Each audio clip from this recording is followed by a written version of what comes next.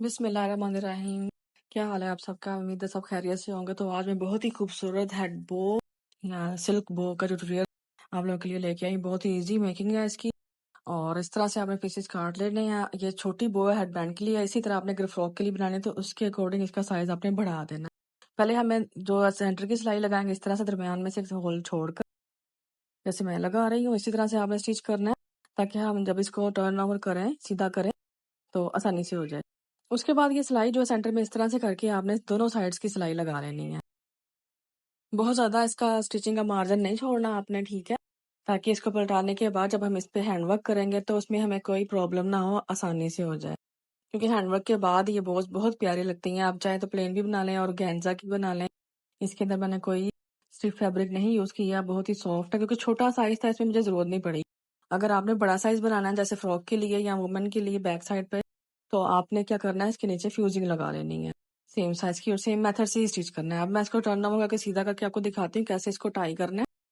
ठीक है, इस तरह से आप कॉर्नर से आपने अच्छे से इसको स्ट्रेट कर लेना ताकि अच्छी लुक आए। चाहे तो आयरन कर ले, वैसे जरूरत नहीं ताकि ये फ्लफी फ्लफी सी हो, आयरन के बगैर ये ज्यादा अच्छी लगती है।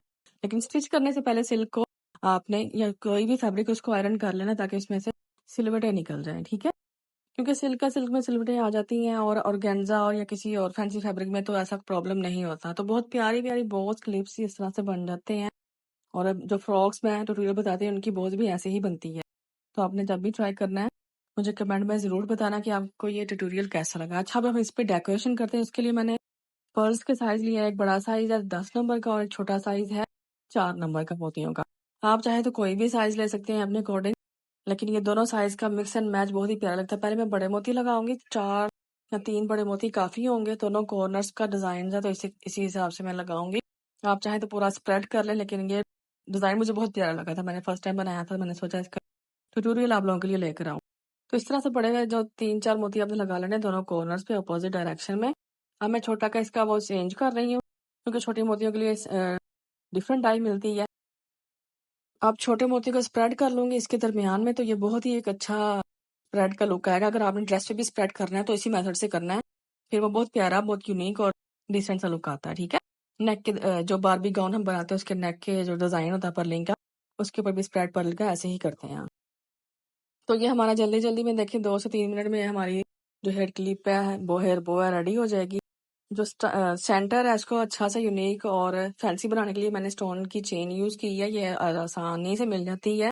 आप चाहे तो जस्ट सेंटर एक स्टोन कोई भी लगा लें या पर्ल लगा लें बड़ा साइज का।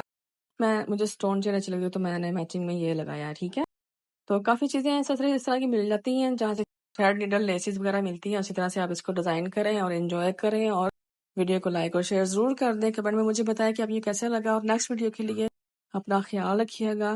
अल्लाह हाफिज, थैंक यू फॉर वॉचिंग। और किस कलर में आपने बनाया है इसको कमेंट में जरूर बताइएगा। नेक्स्ट वीडियो तक के लिए अपना ख्याल रखिएगा and Allah Hafiz, thank you.